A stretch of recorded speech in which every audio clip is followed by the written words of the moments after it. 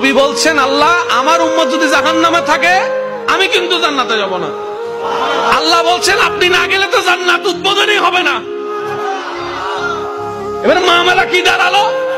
আল্লাহ পাক বলে যে আমি তাহকামুল হাকিমিন নিজেকে বলেছি, বিচার না করলেও তো জিনিসটা সুন্দর হয় না। অনবে একটা কাজ করেন, ওয়ালা সাউফা ইউতিকা রাব্বুকা ফাতারদা, আমি কাউকে বলি নাই, আপনাকে না বলেছি।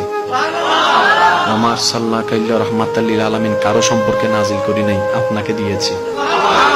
ওয়ালাল আখিরাতু খায়রুল লাকা মিনাল উলা, কাউকে বলি নাই, আপনাকে বলেছি। আর আমি আল্লাহ ভালো করে জানি আপনি হচ্ছেন উম্মতের দরদি নবী। আপনি নিজের জন্য কাঁদেন নাই, সন্তানের জন্য কাঁদেন নাই, পরিবারের জন্য কাঁদেন নাই, নাতির জন্য কাঁদেন নাই, যত কেঁদেছেন জীবনে সবকিছু উম্মতের জন্য। এমনকি হাসরের ময়দানে যখন সর্বপ্রথম আমাদের নবীকে আল্লাহর হুকুমে তোলা হবে, আমাদের নবী উঠেই জিব্রাইল আলাইহিস সালামকে প্রথম প্রশ্ন করবে, ও আমার ভাই জিব্রাইল, আমার উম্মত গুলো কোথায়? আইনা উম্মতি, আইনা উম্মতি, আমার উম্মত কোথায়? আমার উম্মত কোথায়? আমার উম্মত কোথায়? আমি ওঠার আগেই নাকি আমার উম্মতকে জাহান্নামে দিয়ে দিয়েছো নাকি? আমার উম্মত কোন জাহান্নামে চলে গেছে নাকি?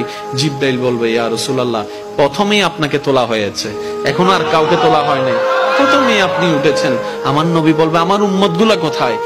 জিব্রাইল বলবে, ইয়া রাসূলুল্লাহ, এখনো তারা উঠে নাই, উঠবে একটু পরে। নবী দৌড়ায় চলে যাবে আল্লাহর রহমতের দরবারের দিকে। সিজদায় যে পড়বে একটাই কথা থাকবে, রব্বি হাবলি উম্মতি, রব্বি হাবলি উম্মতি। একটু মনোযোগ চাইবো আমি আশিকদের, রব্বি হাবলি উম্মতি, ও আল্লাহ আমার উম্মত গুলাকে আমাকে দিয়ে দাও। তো উম্মতের লিস্টের ভিতরে তো আবু বকর সিদ্দিকের নামও আছে, উম্মতের লিস্টের ভিতরে তো ফারুকে আজমের নামও আছে, উম্মতের লিস্টের ভিতরে তো সাহাবায়ে কেরাম আজমাইনের নাম আছে, উম্মতের লিস্টের ভিতরে তো আহলে বাইতের নাম আছে, উম্মতের লিস্টের ভিতরে তো তাবি তবে তাবি আল্লাহর ওলিদের জান্নাতীদের নাম আছে। এবার আল্লাহ পাক বলবে, আপনি যে বললেন রব্বি হাবলি উম্মতি, উম্মতকে দেওয়ার জন্য আপনি কে আবু বকরের কথা বলছেন?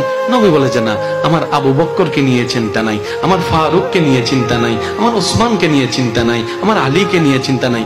ও আল্লাহ, আমার উম্মতের ভিতরে যারা জাহান্নামের অধিবাসী হবে ওই উম্মতগুলোকে আমাকে দিয়ে দাও। আল্লাহ বিচারক হয়ে বিচারক করবেন, জাহান্নামীকে জাহান্নামে দিয়ে দিবেন। আহকামুল হাকিমের দায়িত্ব শেষ।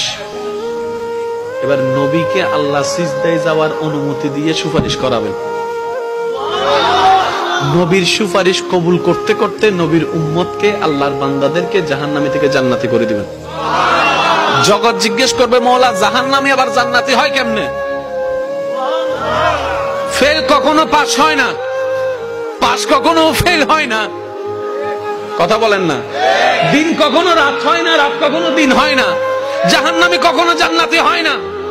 আল্লাহ তুমি যে জাহান্নামে দিলা এটা সঠিক, আহকামুল হাকিমিন বিচারক হয়ে দিছিল। আল্লাহ জান্নাত পাইলো কেমনে? কই তোরা কি পড়স নাই সূরা ফাতিহা 3 নম্বর লাইন, মালিক ইয়াউমিদ্দিন, আমি মালিকও, আমি বিচারকও, আমি মালিকও। বিচারক হয়ে বিচার করেছি, যার যতটুকু প্রাপ্য থাকে সেটা দিয়েছি, বিচার শেষ। এবার মালিক হয়ে রহমানুর রহিম হয়ে দয়া করে জাহান্নামী থেকে জান্নাতি বানিয়ে দিয়েছি।